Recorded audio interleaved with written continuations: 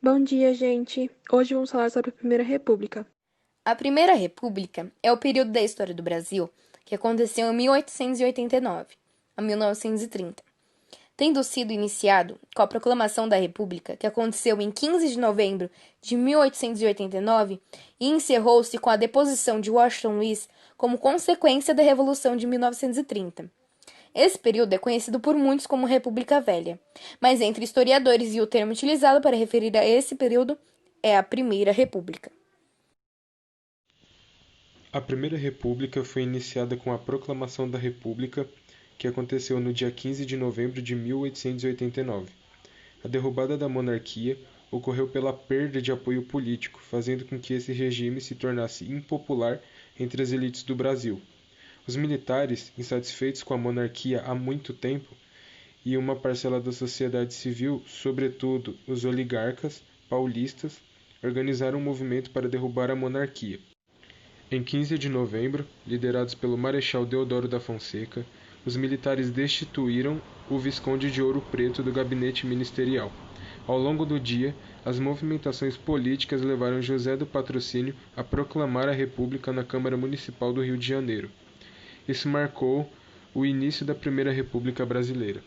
Toda a Primeira República pode ser dividida em três grandes fases. Consolidação, período marcado pela consolidação das estruturas políticas e econômicas da Primeira República. Foi assinalada por crise na política e na economia. Institucionalização, período no qual a estrutura política da Primeira República estava devidamente consolidada. Aqui se define políticas como a dos governadores e a do café com leite. Crise, período no qual as estruturas políticas da Primeira República estarão em crise por conta da incorporação de novos atores na política brasileira.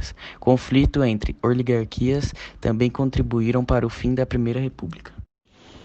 As características da Primeira República são as seguintes. A Primeira República, além da República Velha, é muito conhecida também como República Oligárquica. Isso porque esse período ficou marcado pelo predomínio das oligarquias sobre o nosso país. As oligarquias eram forças políticas que baseavam seu poder em suas posses.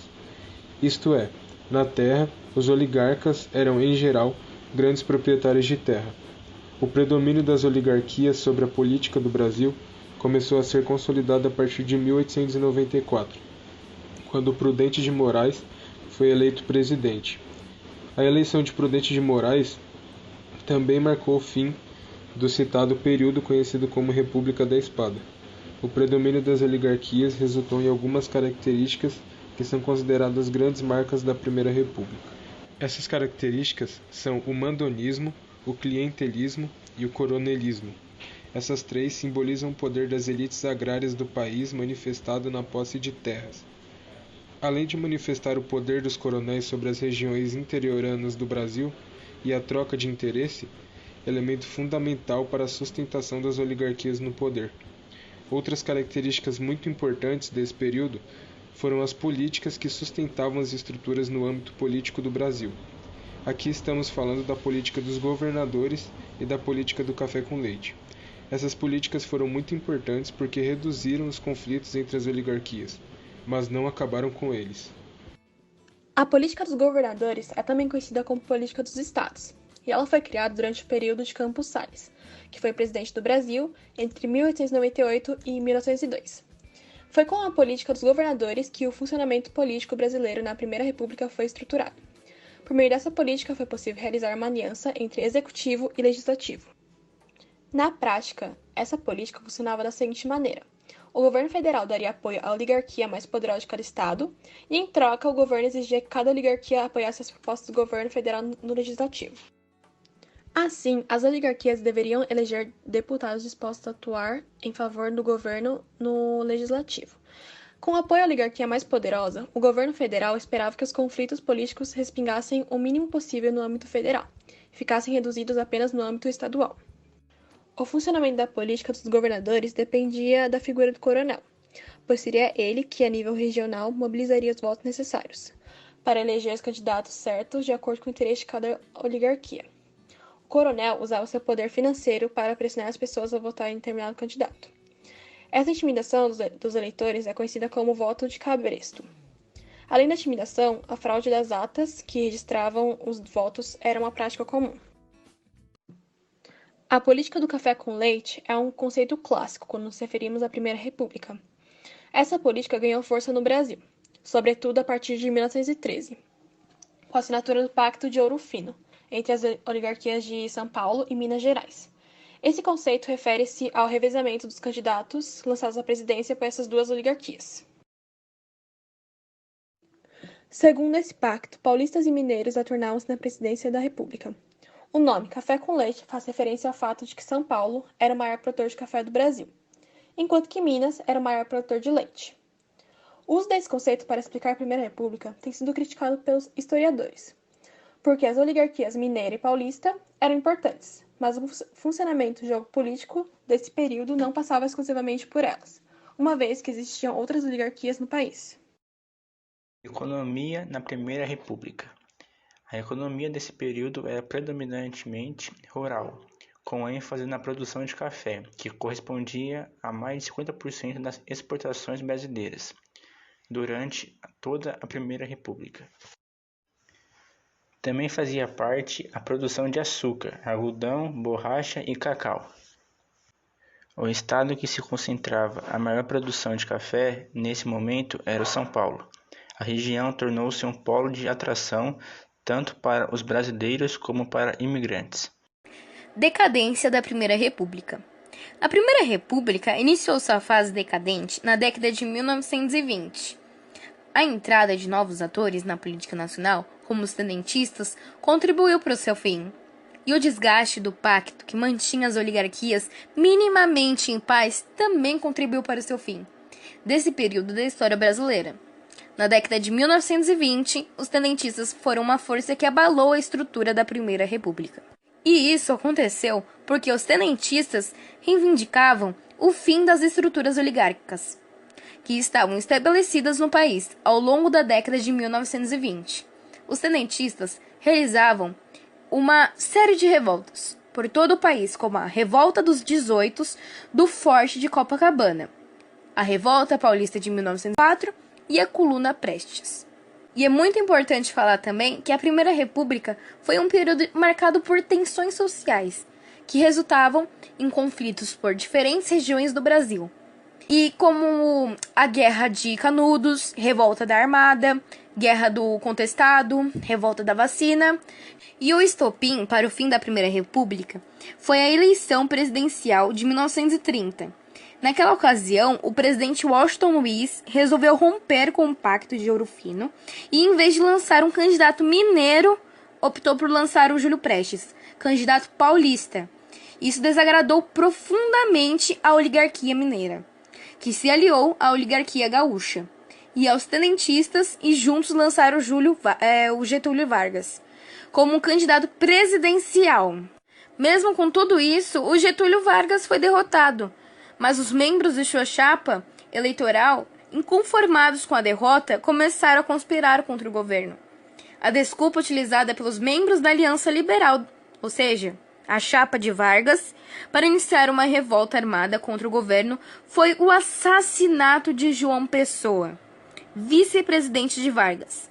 O assassinato de João Pessoa, porém, não teve relações com a disputa eleitoral de Júlio Prestes e Vargas. A revolta contra o governo, nomeada como Revolução de 1930, iniciou-se em 3 de outubro de 1930. E no mesmo mês, no dia 24, resultou uma deposição de Washington Luiz na presidência.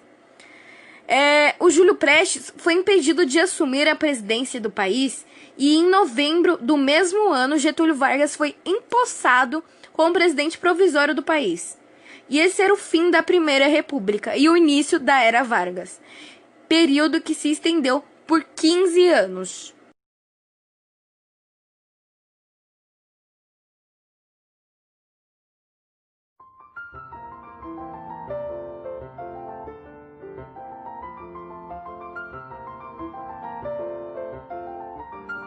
Olá, crianças! Hoje vamos falar dos primeiros anos da República no Brasil, a República Velha. No começo, ela surgiu através de um golpe militar. Os primeiros presidentes do Brasil fizeram uma ditadura Esse período ficou conhecido como República das Espadas. O senhor ama o Brasil? E inúmeros problemas surgiram no Brasil, como a Guerra de Canudos. Um líder religioso chamado Antônio Conselheiro fundou uma comunidade no sertão da Bahia, na região de Canudos. Lá, os seguidores não aceitavam a República. Pagar imposto para a República é coisa do diabo. Enfim, o governo liquidou com a comunidade, colocando o exército para lutar com os religiosos, que eram simples lavradores e boiadeiros. Em Santa Catarina também teve um líder religioso, que fundou uma comunidade. Era João Maria, num período em que Paraná e Santa Catarina contestavam as fronteiras. Essa foi a Guerra do Contestado. Irmãos, sejam bem-vindos à monarquia celestial. Aqui o invasor não ousará entrar. Com o avanço da ciência, o cientista Oswaldo Cruz desenvolveu uma vacina contra a febre amarela. O governo decidiu vacinar todo mundo à força. Chegaram a invadir as casas e aplicar as vacinas no povo. Muito bem, quem vai ser o primeiro a ser vacinado? O povo do Rio de Janeiro estava infeliz com o plano da reurbanização do governo de Rodrigues Alves. Isso, somando com a lei da vacina obrigatória, foi o suficiente para o povo iniciar a revolta da vacina. O governo também foi cruel com os manifestantes. Dentro da Marinha também tinha problemas. Logo no início ocorreu a revolta da Armada. Mas o que mais marcou foi a revolta da Chibata, quando João Cândido, um navegante negro, toma o poder do navio e exige o fim dos maus tratos, como as chibatadas, que eram comuns como punição. João Cândido negociou com o governo lendo uma carta. Queremos que sejam abolidas as punições dos marinheiros como as chibatadas. João Cândido, defendendo a dignidade, acabou preso. O governo não cumpriu o acordo. Também ocorreu a revolta dos 18 do Forte, o tenentismo, quando os tenentes resolveram protestar contra o governo. E surgiram novas ideias, como o socialismo. Um grupo de militares resolveu fazer uma marcha pelo país todo, divulgando as ideias socialistas, liderado por Luiz Carlos Prestes. Esse movimento ficou conhecido por Coluna Prestes. Os presidentes não respeitavam as manifestações. Para eles, a questão civil era um caso de polícia, como disse uma vez o presidente Washington Luiz. Porém, a política da República Velha era conhecida como a política das oligarquias. Era como a dança das cadeiras. A elite revezava o poder, alternando entre políticos de Minas Gerais e de São Paulo. Por isso, ficou conhecida como a política do café com leite. Uma das características dessa política era o poder e a influência dos coronéis no interior do Brasil, que controlavam o voto de cabresto. O povo mais humilde votava em quem o coronel falava que era para votar. Depois, a política dos governadores. Um governador da província tinha que obedecer o presidente. Caso contrário, ele não recebia verbas para a província. Desse modo, a oposição era enfraquecida. O pior de tudo era que, após a Convenção de Taubaté, ficou estabelecido que o governo comprasse com o dinheiro público o excedente da produção de café. Dessa forma, os barões de café sempre ganhariam dinheiro. Enfim, crianças, a forma de governar foi errada, pois beneficiou apenas as províncias de São Paulo e Minas. E por isso outras províncias promoveram a revolução que acabaria de vez com essa forma de fazer política, a Revolução de 30.